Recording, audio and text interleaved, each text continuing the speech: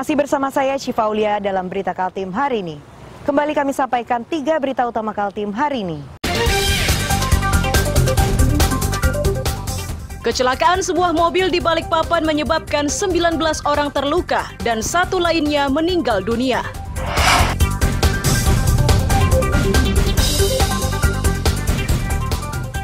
Sebuah gudang penyimpanan barang bekas di Samarinda terbakar.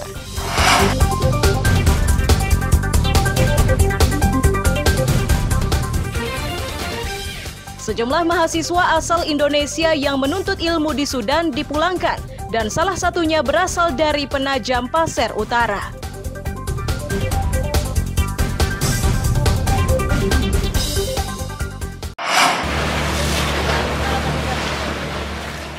Gudang penyimpanan barang bekas di Jalan Padat Karya Bengkuring, Samarinda ini terbakar Jumat siang.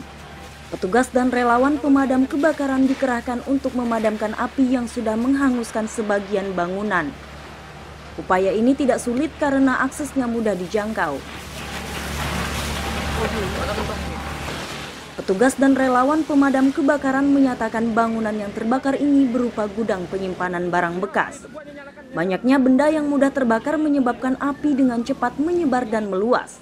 Sejauh ini mereka belum mengetahui sebab pasti timbulnya kobaran.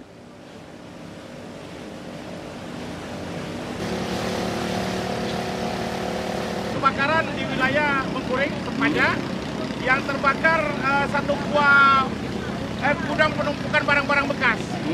Barang bekas yang di dalamnya itu sejenis plastik, bahan bekas dan plastik-plastik yang terkumpul di dalam yang terbakar. Oke, tahu nggak penyebab awalnya apa? Kita penyebab awalnya kita belum tahu karena dapat informasi kita langsung bergerak semua.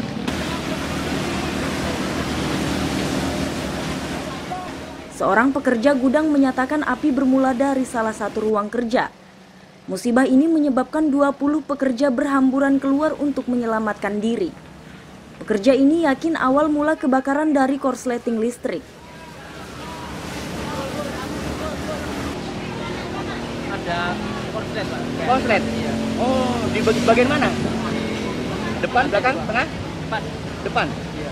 Terus api dengan cepat membesar itu? Iya. Pertama yang tersambar apa? Di kamar, Pak. Oh, di kamar? Kamar siapa? Kamar tidur, kamar kerja? Kamar pegawai. Kamar pegawai. Ada berapa karyawan tadi, Bu? Kurang lebih 20 orang. 20 orang? Sekarang kemana semua? Ya, lari, Pak. Lari semua? Ya. Setelah hampir 1 jam kobaran berhasil dipadamkan. Tidak ada korban jiwa dari musibah ini, sedangkan penyebab pasti kebakaran diselidiki polisi. Amir Hamzah melaporkan dari Samarinda.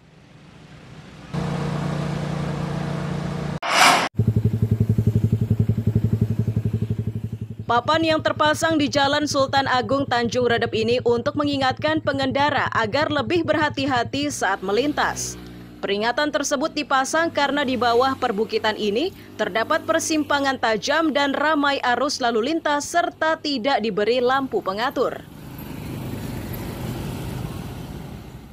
Warga menyatakan kecelakaan lalu lintas di kawasan tersebut sering terjadi dan sudah memakan korban jiwa.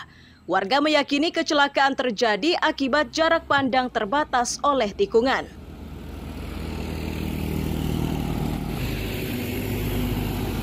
Kalau sih catatan bagusnya sih memang rambu-rambu aja sih. Rambu-rambu kadang-kadang juga bagus, kadang ada pos malah mas polisi. Iya. Oh. Bagus mas itu kan. Bagus ada pos juga.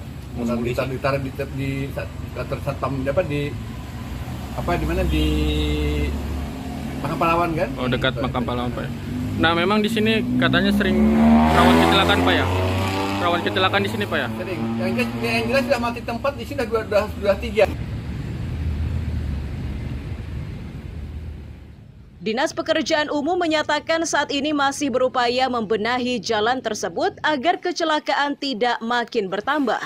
Terdapat 2 pilihan, yakni melebarkan ruas jalan atau meninggikan kaki tanjakan agar jarak pandang menjadi lebih luas. Iya.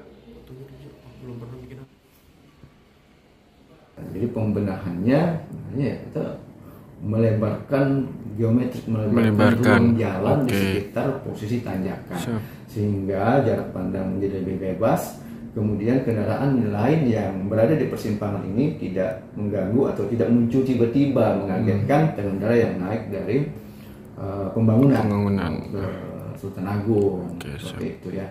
Nah, terkait pemangkasan itu kan opsi ya, kita ada opsi Ya. lain sih selain pemangkasan. Kita meninggikan kaki tanjakan itu juga bisa sebenarnya, itu juga mengurangi kelandaian.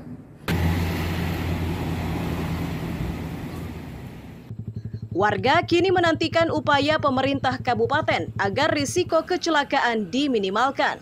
Warga tidak terlalu mempermasalahkan metode yang diterapkan, sebab yang dibutuhkan adalah kenyamanan dan keamanan saat berkendara.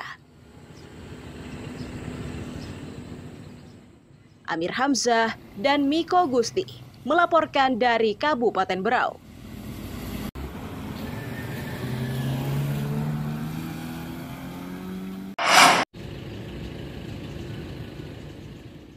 Kabupaten Berau di tahun 2024 terancam mengalami defisit guru. Situasi ini terjadi karena sebagian guru memasuki masa pensiun dan sebagian lainnya meninggal dunia. Jumlah guru yang dibutuhkan saat ini lebih 100 orang. Ikut-ikut aja kita ini. Wakil Ketua DPRD Berau, Syarifatul Syaidah meminta Pemkab secepatnya memenuhi kekurangan tersebut. Syarifatul menyerahkan sepenuhnya ke pemerintah daerah terkait mekanisme penerimaannya. Baginya saat ini adalah tercukupinya kebutuhan guru. Syarifatul juga meminta sarana dan prasarana pendukung pendidikan turut dilengkapi.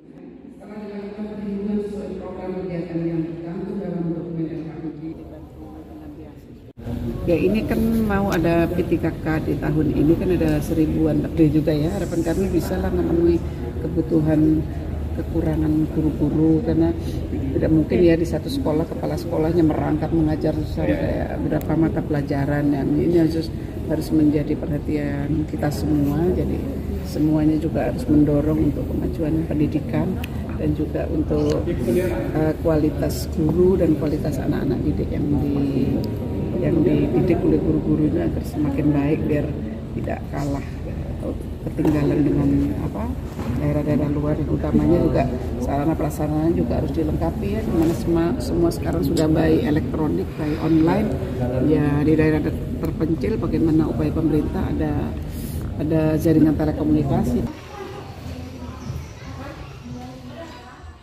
Pemenuhan kebutuhan guru ini selain untuk menghindari rangkap mata pelajaran juga untuk meningkatkan kualitas pendidikan. Amir Hamzah dan Miko Gusti melaporkan dari Kabupaten Berau.